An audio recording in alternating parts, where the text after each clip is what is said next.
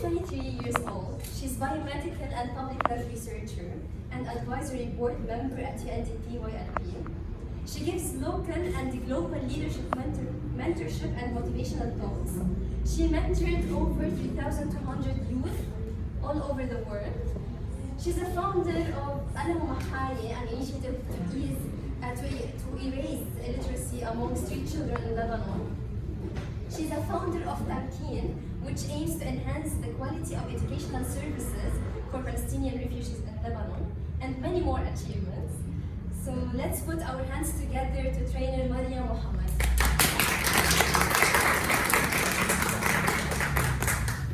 Alright, thank you everyone. So today we have a very interesting topic, but first of all, if I suddenly start speaking too fast in English, please let me know, because sometimes I tend to speak a little bit too fast. So if you can just have the slide about our topic for the day in the background. Yeah, please. I see it all. So is anyone of you familiar with the concept of design thinking? Is anyone had any workshop about it before or heard about it? You? Yeah.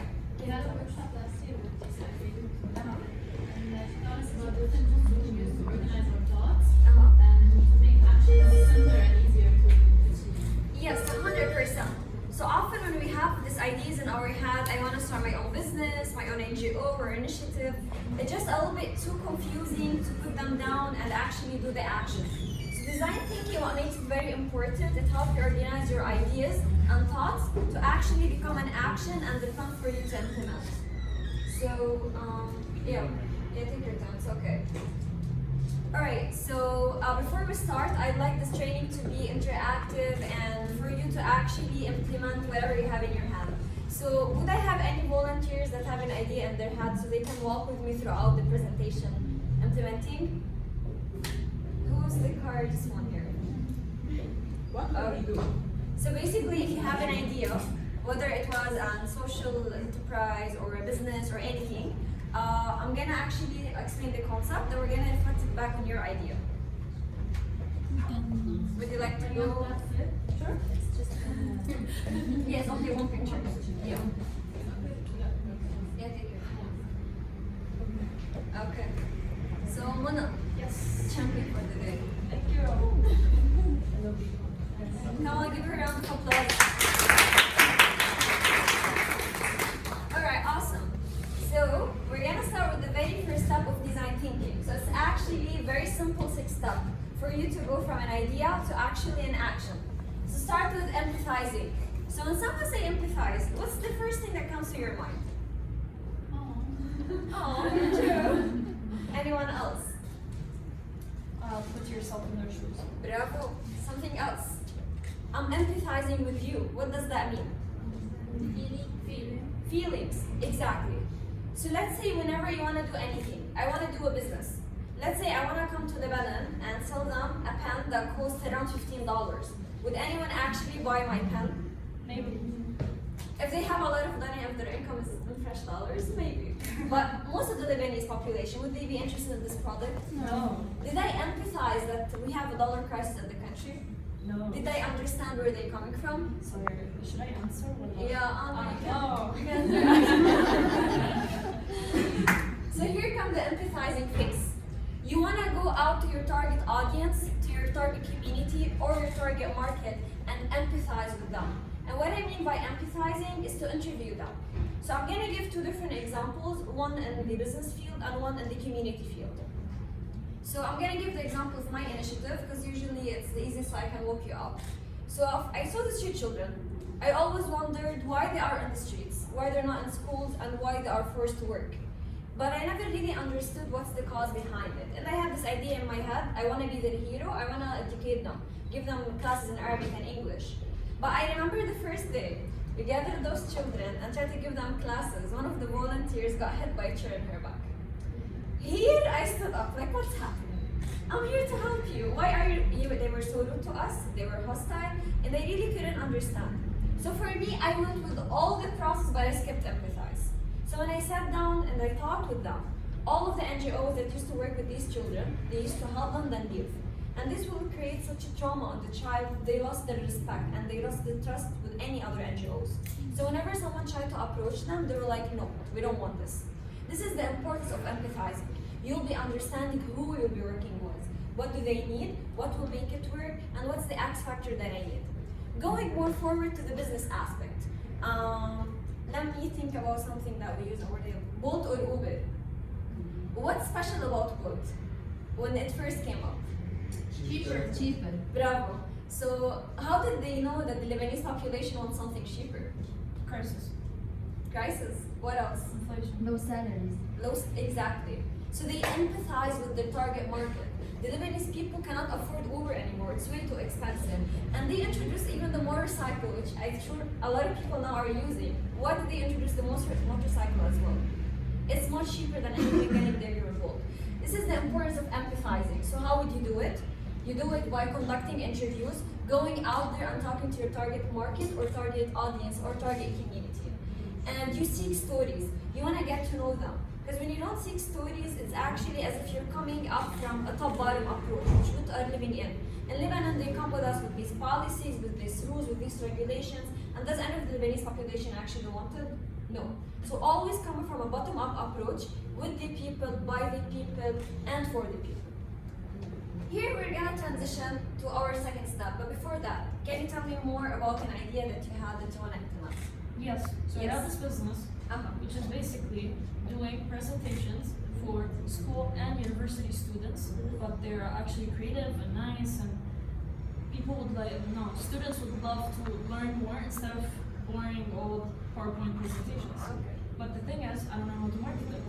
Okay, awesome. So here we're gonna go to the first step, empathizing and taking a live example. Did you go to talk to the students, the teachers, the ideation inside the schools?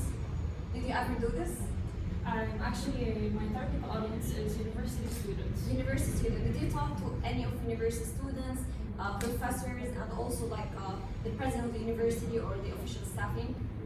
Well, professors in university would consider this cheating, so no. I would go. It's the designing. They're doing I the whole. thought the lecture design. So they have the whole ideas, and I'm just designing the posts. That's it. So it's just arts with the. Okay, interesting. So, yeah. Okay. So when you talk to the students, what was their feedback? Please do it fast. I don't have time. Okay, interesting. Because that's what they go for. I'll pay anything reasonable, but please do it fast because we don't have time because university stress. Deal. So when they tell you it's such an answer, you need to ask the why game.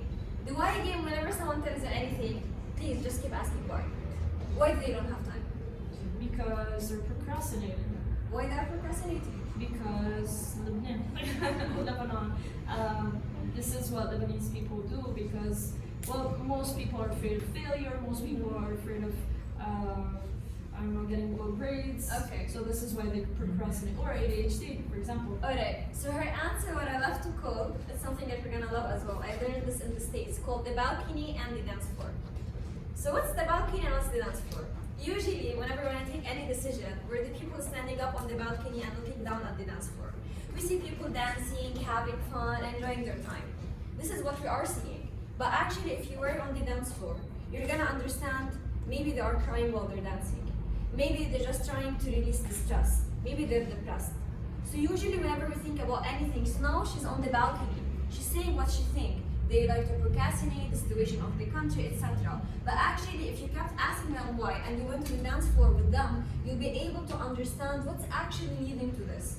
And this can be your X factor to get them to take your service and actually come to you and like, okay, I have this presentation throughout the month, I want to do this, this and that, instead of please do this, that. This is the importance of empathizing. You understand the real why. What's causing this issue? Because your issue basically, they want someone to do their presentation, but why do they do that? For me, I'm so bad at designing presentations. My presentations are so bad, usually I just go with one slide, because I don't want to embarrass myself. So this is my why. But for someone else, I know, like literally, they want to do it last minute because they have 2 jobs, and they don't have time to design a presentation. So depending on your why, you define your marketing strategy. Jumping our second phase, which is defining.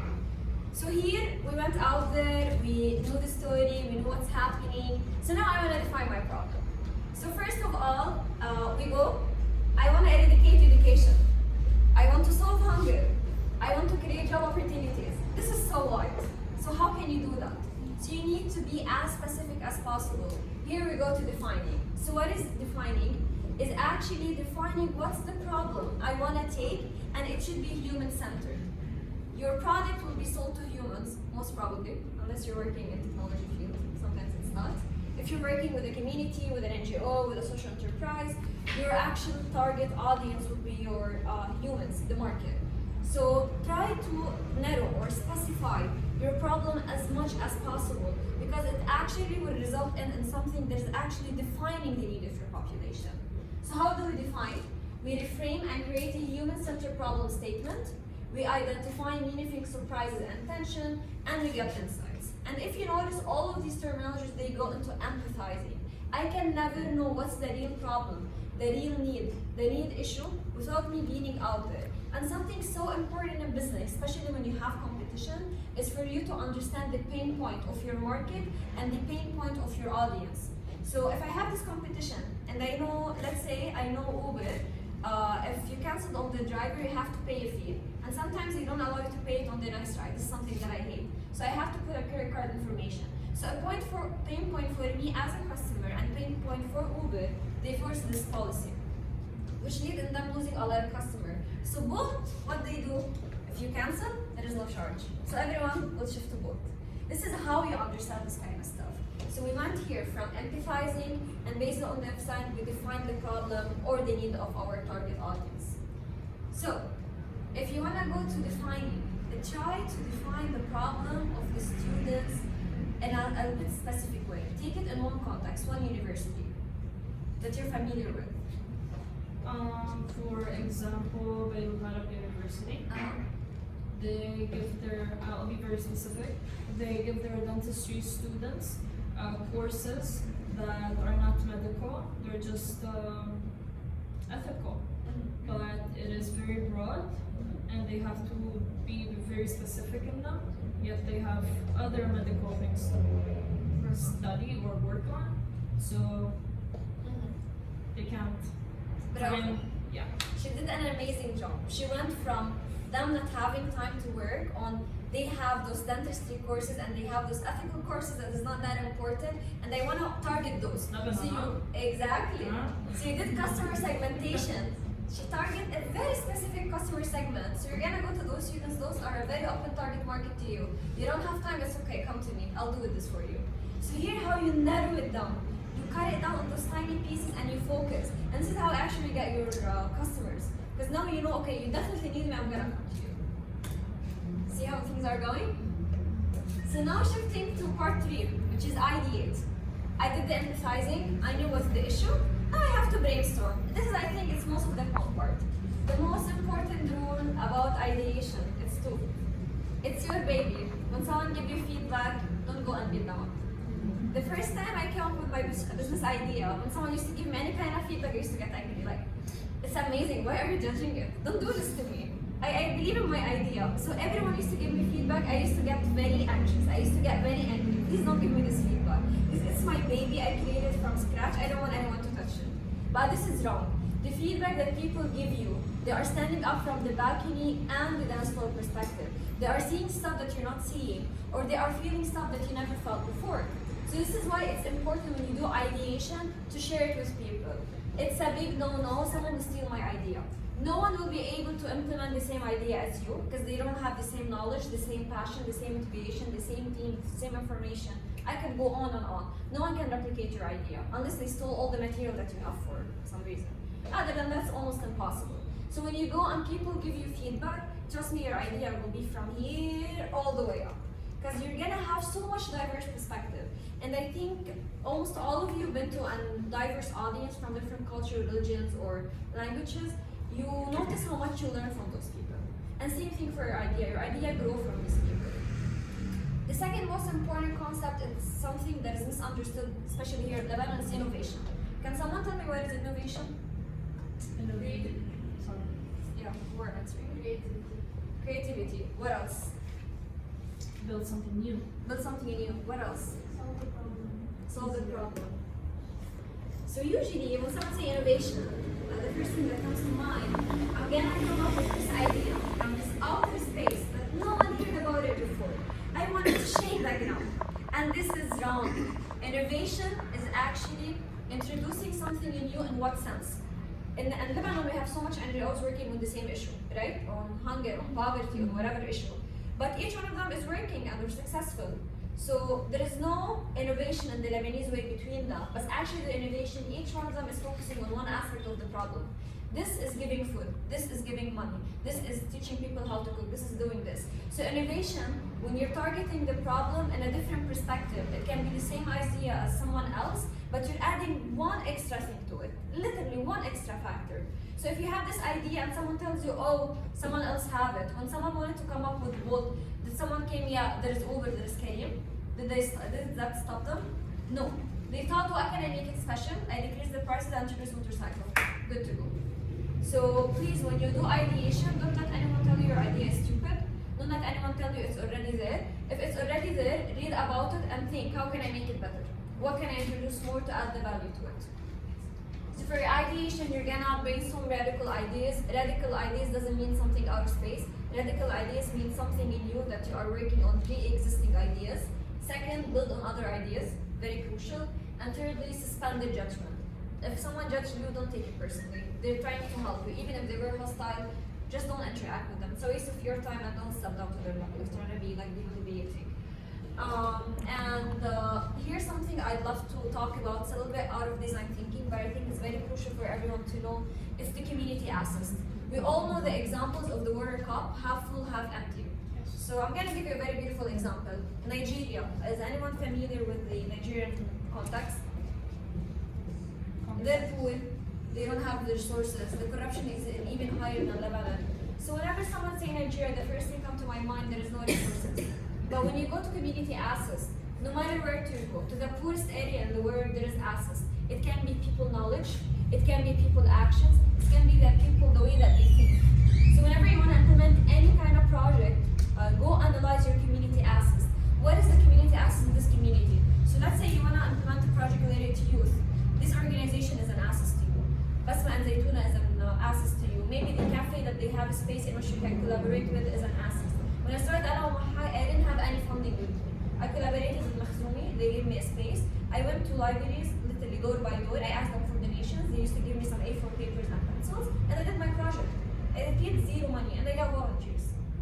So always think about your community assets, even when you want to do the piloting, which we'll be talking on later on today. So here, I'm gonna go back to you, Yumna. If I'm gonna ideate, is there anything similar to your service ever been done? Someone designing or something along those lines? Not that I know of.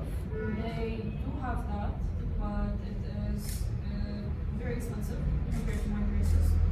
And they don't do it as beautifully as it. Okay. So this is something actually called the Amthal advantage. This is more business oriented. So for you actually, whenever you want to do a marketing strategy, it can be these factors. Like, have you ever wondered how can I get my presentation done? But not to pay a lot. You know these funny reels that you see on TikTok? So maybe this can be a very important marketing sector to you, to use a funny way, like it's cheaper, it's more accessible, and it's cooler, which is much nicer. So ideate, you're gonna look at your competition. What do they have? What can make you special about them? And maybe if they are successful, what makes them successful, so you can take this as factor for yourself as well. Yeah. Sorry, one more thing is pricing. Pricing. In Lebanon, they do not have a pricing list. No. They're like, give me the project, I'll price it myself. Yeah. My move. So, with my plan right now, pricing is a point that I'm going to implement. See? This is how you do ideation. You come up with these ideas that no one ever worked on. There's this project that she's introducing the pricing aspect into it. This is an ideation. Now we're gonna shift into prototyping. So what is prototyping? Anyone heard about this concept before? It's the easiest one usually. Someone else. Oh, sorry. Someone else. It's basically making a first version of whatever you want to make. Bravo. So what's the form of this first version? Form? Yes. Like it can be, for example, I'm a biomedical engineer, so they created this artificial hand. So what can be my prototype other than like the physical stuff? A draft, a scratch. Bravo. What else? Experience. Bravo. Experience. So your prototype doesn't have to be something physical. Another misconception. Usually when we go to these hackathons and competitions, it's like, I want to prototype, and the panic mode starts on for everyone. So no, prototyping, just draft a plan. So for me, I want to do this. The plan is 1, 2, 3, 4. This is the prototype. So prototyping doesn't have to be going out there and creating my solution. That's not the case. So for prototyping, in the 3 sentences, is quickly build to think and learn. So when you go and write it down, you're gonna notice a lot of mistakes, you're gonna notice a lot of barriers, and a lot of troubleshooting. So you have to do this.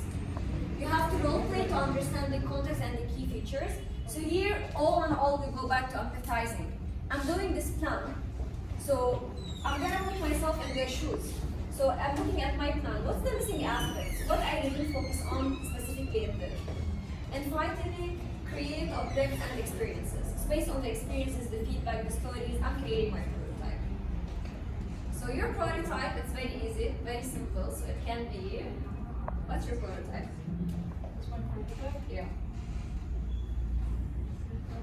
I think videos of projects that I already did that I need to compose together and just put it out there. Exactly. So her prototype will show people it's cool, it's creative, it's on point, and it's not worth a lot of money. So it will actually get you a lot of It is worth a lot of money. You said the pricing is simple, but Pricing, but it's worth it. true point. Thank you. So now we have the easiest 2 steps, but take a lot of time, which is the testing and assessing. So testing, another term for testing. Does anyone know it? What? Experimenting or Yes. trying it. Yeah, something else. People in the back are not interacting. Testing. Anything? You can play with your problems or something. Yes. What else? So piloting. Whoever heard the word piloting?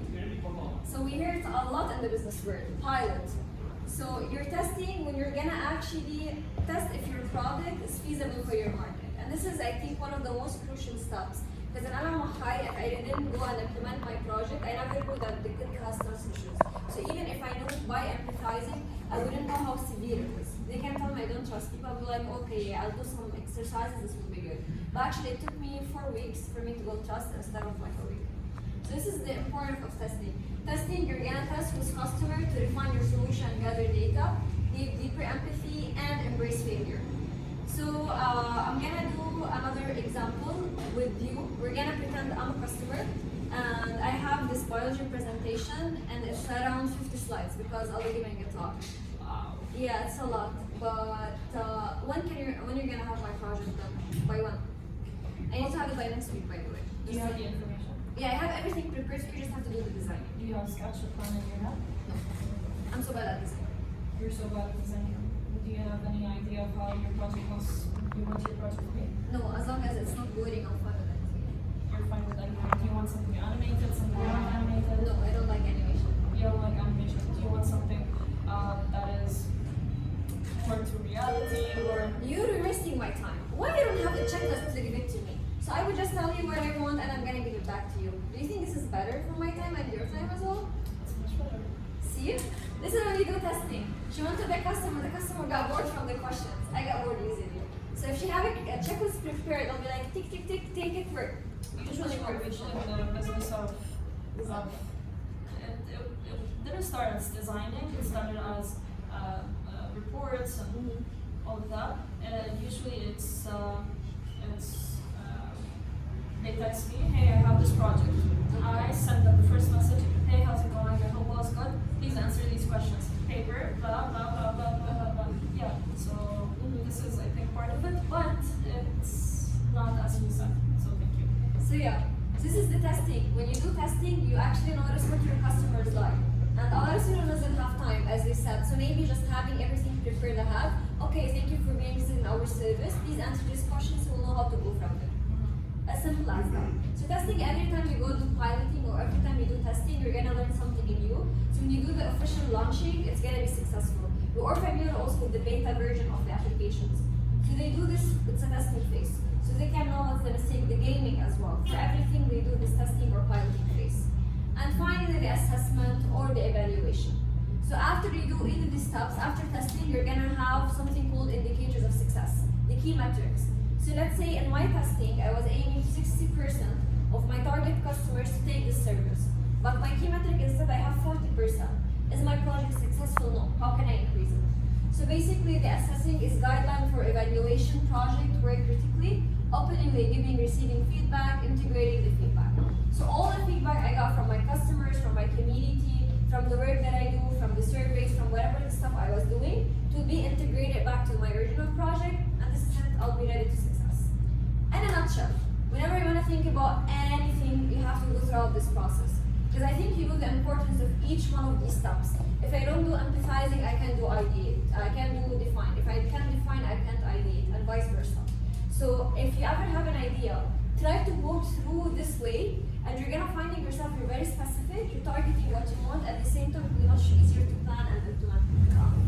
So this is a nutshell about design thinking from A to Z, how to make thought come from just a thought to an action. Thank you for listening. Thank you.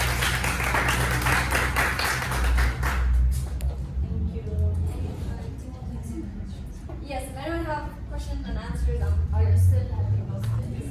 yes, for sure.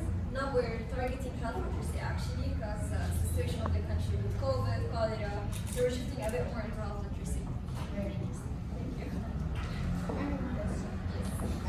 Can you tell us how you apply this, like the whole process with what you do today?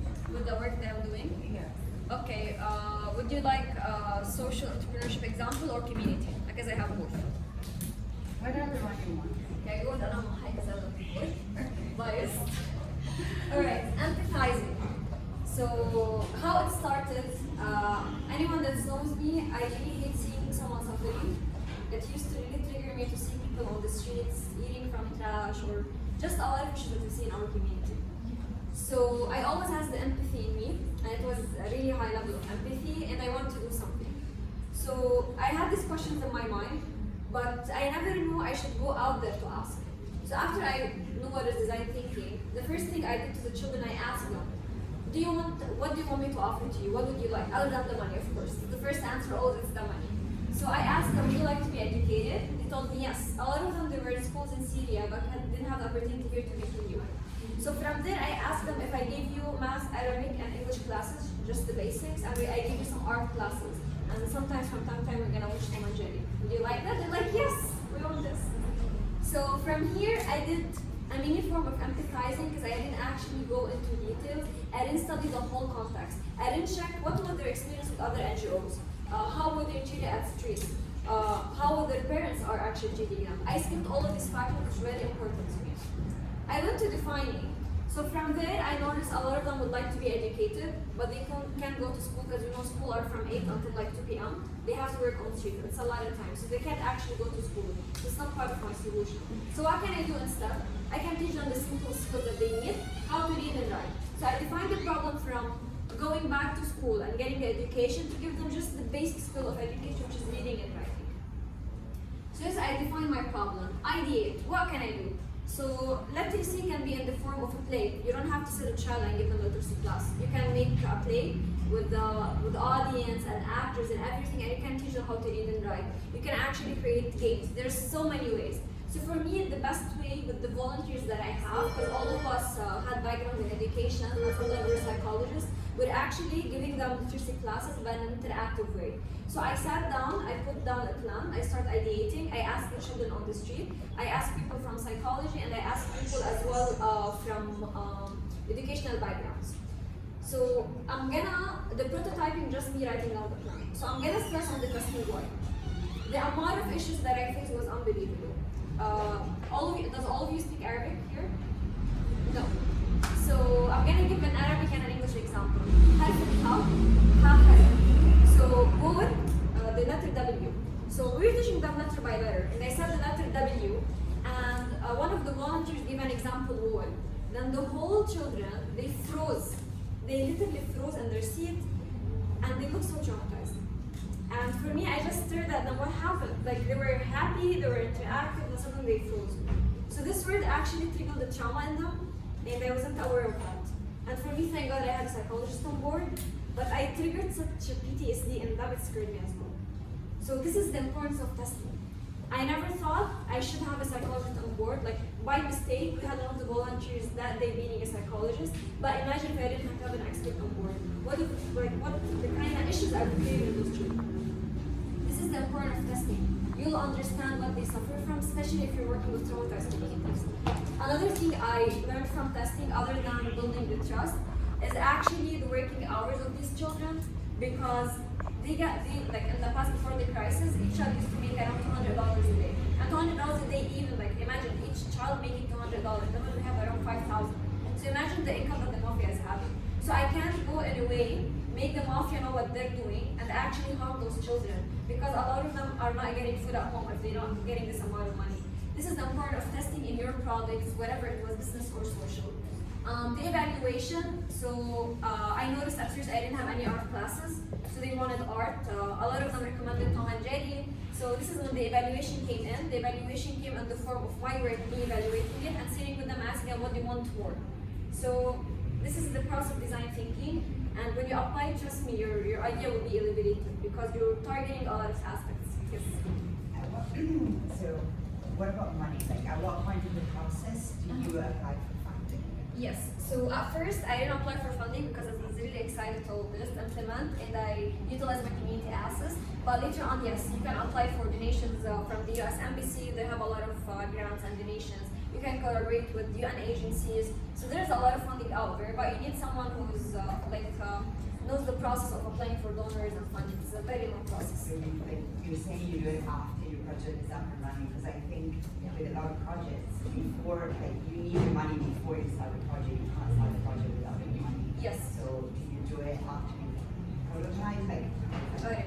So it depends on how big your project is, and businesses most of the time they do need some kind of very like $1,000 to do the prototyping and do the implementation.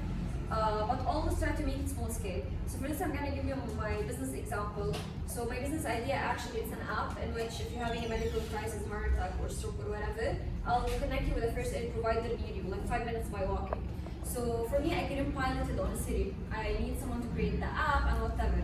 So the pilot, what I did, I created a WhatsApp group inside a university campus, and we faked an emergency, and we see how fast is the response. This is how I did piloting. So I didn't need any money. So you try to make it something very brief, very simple, but also like there's a big factor. If the idea is big, it does need a little bit of funding. So for that, you can actually, when you go to hackathon, they usually give around $2,000, $5,000.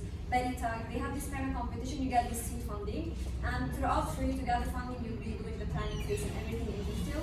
So you'll actually be able to obtain the funding. Any more questions about anything?